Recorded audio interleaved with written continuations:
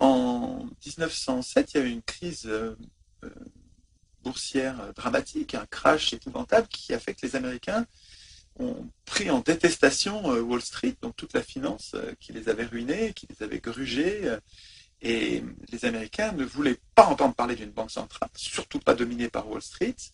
Euh, Vraiment, quand on parle de complot, c'est objectivement une manœuvre secrète contre l'intérêt général en faveur de certains intérêts particuliers qui s'entendent entre eux en cachette, en douce, pour obtenir un avantage, un privilège. C'est la définition du complot. Et je trouve que l'ère du temps aujourd'hui, qui consiste, dès qu'on entend complot, dès qu'un citoyen ou un groupe de citoyens dénonce un agissement occulte, un complot, euh, une série de chiens de garde se lèvent pour dénoncer les théoriciens du complot, comme si toute dénonciation de tout complot était une paranoïa, une maladie, une espèce de faiblesse de l'esprit euh, qu'il faudrait déconsidérer. Mais ces gens-là croient-ils vraiment qu'il n'y a aucun complot nulle part? On est prié de croire que il n'y a plus de complot, les complots n'existent plus, tout le monde il est beau, tout le monde il est gentil, c'est des bisounours, les riches n'ont pas de projet, les riches n'ont pas d'intelligence, les riches n'ont pas des intérêts à défendre, les riches font tout dans la transparence en montrant tout à tout le monde. Non, les complots, il y en a toujours eu, il y en aura toujours. Il y en a plein qui ratent, quelques-uns qui réussissent, et c'est l'honneur des journalistes, des vrais journalistes, c'est-à-dire ce que les révolutionnaires appelaient les sentinelles du peuple, que de traquer ces intrigues, de les chercher, de les dénoncer, de les mettre au grand jour. Et c'est une honte. Je trouve que ceux qui dénoncent les théoriciens du complot sont soit des abrutis, des gens qui vraiment comprennent rien à rien, ou bien ils sont complices, c'est-à-dire ils savent très bien qu'ils protègent les complotistes. Et donc là, c'est vraiment des affreux. Mais faut-il être bête pour, de façon presque pavlovienne, comme par une espèce de réflexe conditionné, dès qu'on parle de complot, ils font les malins en disant « Ah, tu es encore la théoricien du complot !» Ah ouais, t'es malin. Quelle sagacité, quelle perspicacité. Tu as su déjouer en moi le théoricien du complot. Enfin, c'est ridicule, quoi. Là, on a deux auteurs, donc Mullins et Sutton, qui ont passé une grande partie de leur vie, 40 ou 50 ans, à reconstituer patiemment le puzzle d'intrigues cachées. Euh, je ne suis pas sûr du tout que tout soit vrai, vérifié. Ils se sont peut-être trompés sur certains points, ils ont peut-être cru sur certains points.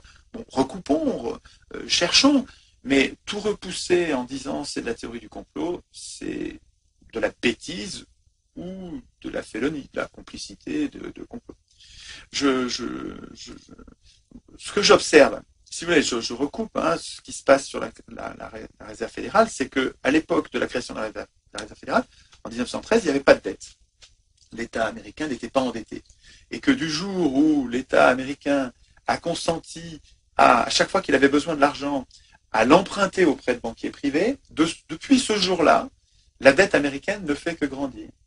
Et les congressmen, les députés américains, sachant le danger qu'il y a à créer autant d'argent, ont toujours essayé de limiter le truc avec un plafond de la dette, avec une limite. Et depuis cette époque, ils n'arrêtent pas de changer, d'augmenter la limite. Là, en ce moment, la limite, elle est à 14 200 et quelques milliards de dette. 14 000 milliards. C'est énorme comme plafond. Et ça y est, on est en train d'arriver. Hier, on était à 100 milliards en dessous de la limite. Donc, et ça monte tous les jours, je vous dis. La réserve fédérale en crée un et demi par jour. Donc 100, vous y êtes en 2 mois, quoi. Hein, vous êtes très très vite.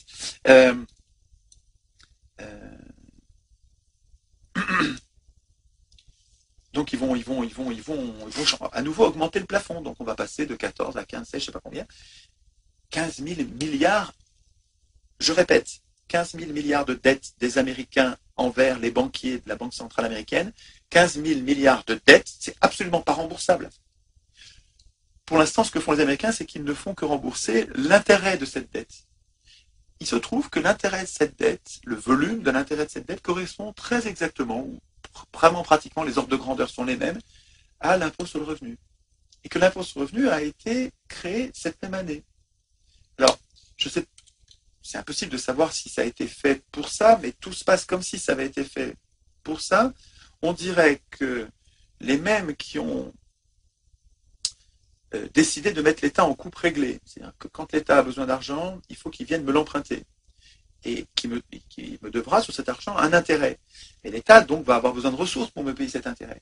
Donc on va organiser la même année, enfin on va organiser en même temps, il se trouve que c'est la même année, mais ça aurait pu être des années plus tard ou plus tôt, on s'en fiche, mais il faut arriver à organiser une ressource pour l'État pour qu'il puisse me payer cet intérêt à moi banquier.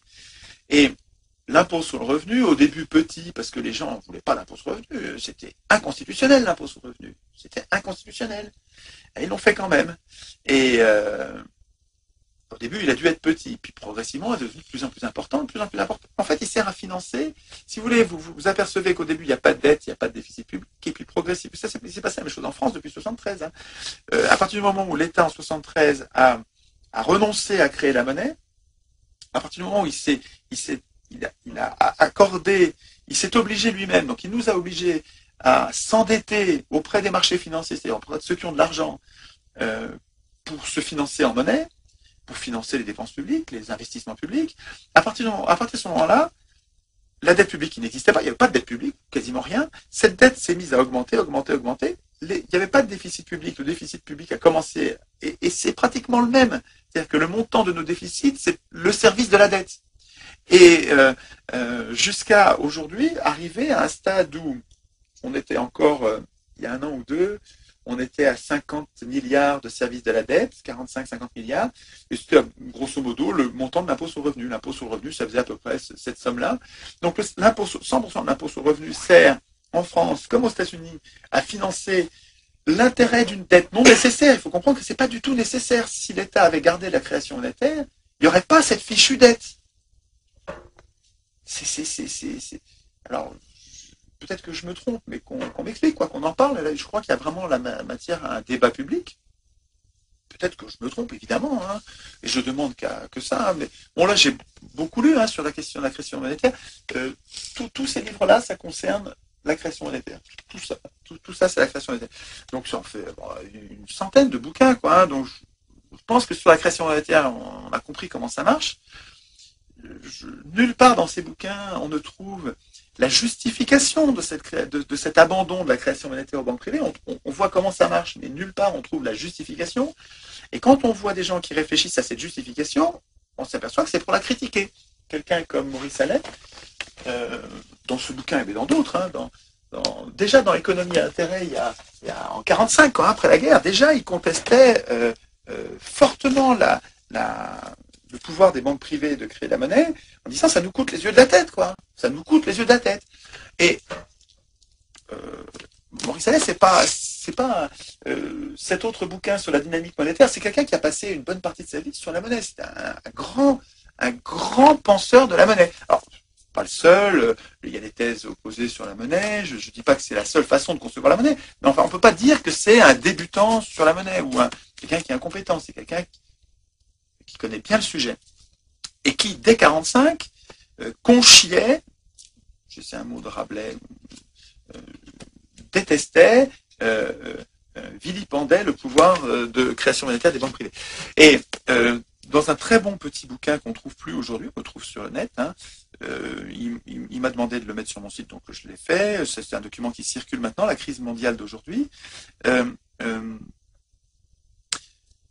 Il décrit très très bien, en peu de mots, peu de phrases, le problème, ce que nous coûte l'abandon de la création monétaire aux banques privées. Alors lui, il ne voyait pas... J'ai pas vu dans la pensée de Maurice la remise en question de l'obligation pour l'État d'emprunter, donc la loi de 73, il n'en parle pas, je ne crois pas. Le fait que le système soit complètement verrouillé, parce qu'à l'époque où il en parlait, là, il y avait encore un partage, c'est-à-dire que les banques privées pouvaient créer la monnaie, mais l'État pouvait quand même emprunter auprès de la Banque centrale. Et la fin du verrouillage par les banques privées du système, par lesquelles elles se sont rendues, les banques privées, détentrices du monopole de la création monétaire, ça, Maurice en parle pas. Je ne crois pas.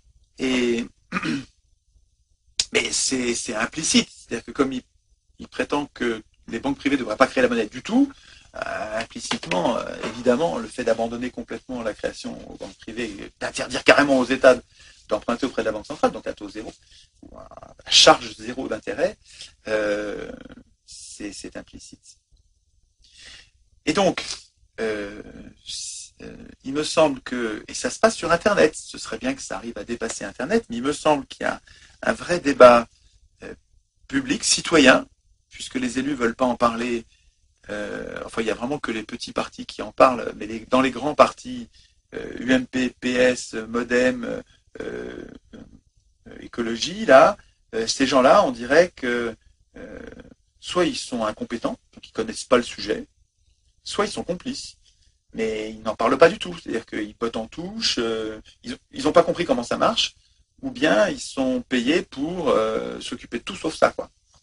Et c'est sûr que s'ils sont élus grâce à des financements par des banques, ils vont pas mordre la main qui les nourrit, quoi. Hein. C'est-à-dire que il y a tellement de choses à traiter dans la vie publique que c'est facile de faire semblant de faire des trucs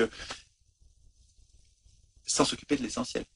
Parce que si on ne s'occupe pas de la création monétaire, on fait que gesticuler. Les secrets de la Réserve fédérale, c'est un plus gros livre, mais qui se lit lui aussi comme un roman policier. C'est bien écrit, c'est fluide, c'est crédible, c'est très documenté. Il y a des sources qui sont très utiles, qui vont nous être utiles pour résister. Et il va plus loin que simplement le complot de la création de la création de la Réserve fédérale et de l'impôt sur le revenu. Il va plus loin, puisqu'il étudie ce qu'ont rendu possible ces magouilles, le rôle des banques dans les guerres, le rôle des banques dans le financement d'Hitler, le rôle des banques dans toutes les guerres. C'est très très très intéressant. C'est une bombe ce bouquin. Hein. C'est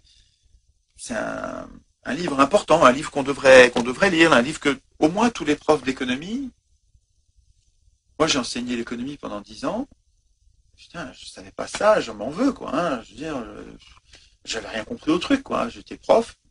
Et je crois qu'il y a plein de profs comme ça qui ils savent que ça existe confusément, mais ils n'en parlent pas, quoi. Hein, et c'est pas bien. C'est pas bien. Je veux dire, il y a un défaut de formation, d'information de la part des experts. Alors, je pense aux profs d'économie en général. Je parle pas des économistes qu'on entend à la radio, à la télé. Eux, je me fais pas d'illusions. Je pense que les économistes qu'on entend sur les radios ont une pensée prostituée. Je pense que c'est le bon mot. Je ne sais plus qui l'utilisait. J'ai entendu ça il n'y a pas très longtemps et je trouve que c'est une expression qui convient bien. Je pense que depuis le 19e siècle, les économistes, et déjà Marx critiquait l'économie politique parce qu'il voyait bien que l'économie politique, c'était la justification théorique d'une oppression. C'était un système doctrinal qui servait à justifier scientifiquement une oppression, la domination d'un groupe d'humains par d'autres. Ça continue à être ça. C'est-à-dire que les économistes, si vous regardez, pour comprendre pourquoi cet économiste que vous entendez à la radio parle, cherchez à savoir pour qui il travaille. Et vous allez voir que c'est pour une revue, pour un journal économique qui appartient à une banque ou qui travaille directement dans une banque. Vous allez voir que cet économiste qui parle tous les matins ou tous les soirs, il travaille directement pour une banque. Vous allez voir. Et ça permet mieux de comprendre que c'est vraiment une pensée prostituée. Ces gens-là servent à justifier avec un vernis scientifique qui est totalement fantaisiste. Hein, fantaisiste. Ces gens-là prétendent que le marché alloue idéalement les ressources. C'est répartit les ressources idéalement. C'est une blague, on voit. Ça n'a jamais marché. Les faits montrent tout le contraire, le radical contraire tout le temps. La théorie standard économique, la théorie standard, c'est le nom qu'on donne à la presque totalité des économistes. est en faillite absolue, faillite absolue. Elle ne tient pas ses promesses, elle se trompe sur tout, en croyant tout quantifier mathématiquement, en jouant à la science, en s'appelant science économique. Elle est une tartufferie euh, révoltante parce qu'elle justifie les inégalités, elle permet que l'oppression continue à durer. Non, les économistes sont, en tout cas les économistes, les éditorialistes, sont une pensée prostituée. Alors bien sûr, il y a des économistes résistants, et je ne pense pas à eux. Je sais bien qu'il y a des économistes formidables qui résistent contre la domination, mais ils sont peu nombreux, quoi. Ils sont peu nombreux. La plupart, ceux que vous entendez à la radio, sont presque tous au service du pouvoir. Donc il faut qu'on arrive à se former nous-mêmes pour s'émanciper, quoi, sans éviter d'être manipulé.